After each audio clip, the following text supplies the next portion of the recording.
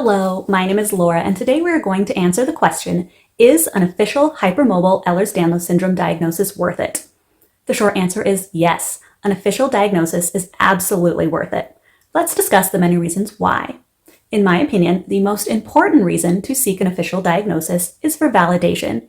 Validation for yourself, because imposter syndrome can be a real struggle, and confirmation for your family, friends, and doctors that you're not a hypochondriac, you're not making this up, you're not crazy or lazy or whatever else you may have been told. Another really significant reason is to save time in doctor's appointments when seeking care for hEDS symptoms or common comorbidities.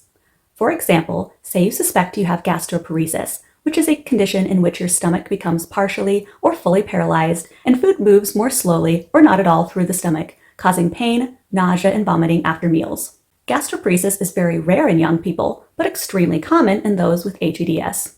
If your doctor is aware of your hEDS diagnosis, they will be more likely to order the test specifically to rule out gastroparesis versus first testing for the myriad of other conditions that can present with similar symptoms, which would waste your time and money while you suffer with those symptoms in the meantime.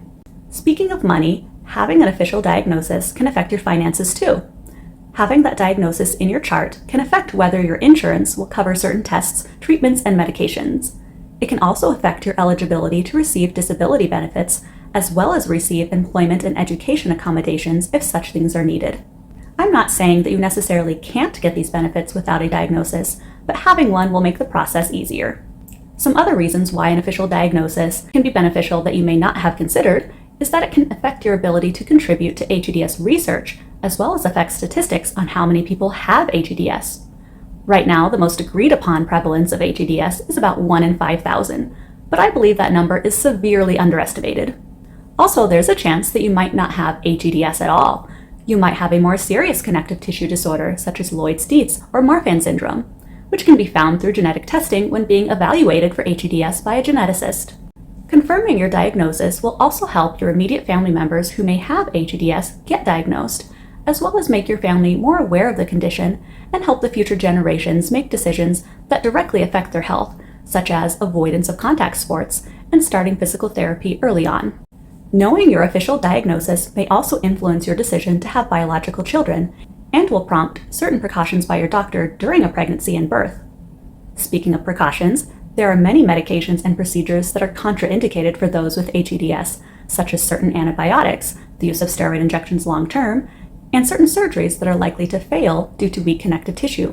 Having that official diagnosis can also improve your surgery outcomes because the surgeon might make certain decisions based on that diagnosis, such as adding extra stitches to a wound and leaving them in longer to prevent skin tearing. And there you have it. I've just given you a plethora of reasons as to why you should seek an official hEDS diagnosis. If you're unsure about where to start the diagnostic process, you can watch my previous videos, How to Get Diagnosed with hEDS, hEDS Diagnostic Criteria Explained, and What to Expect at a Genetics Appointment. I hope you found this video helpful. If so, please show that like button some love.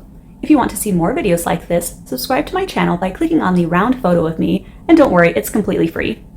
Why is an official diagnosis worth it for you? Let me know down in the comment section. I read each and every comment, and I try to reply to most. As always, thanks for watching, and see you next time.